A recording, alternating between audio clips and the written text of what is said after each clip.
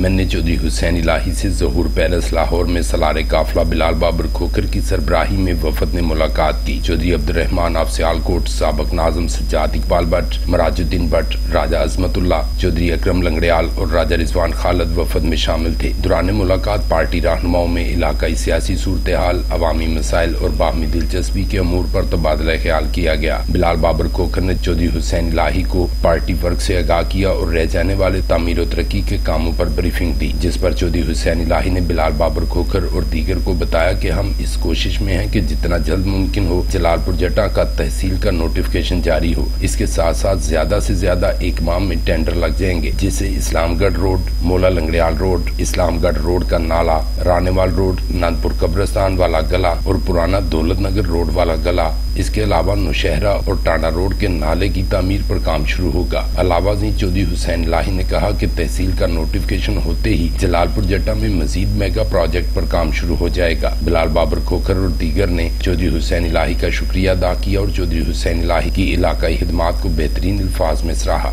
شاہد بٹا، BB1 news, جلال پور جٹا۔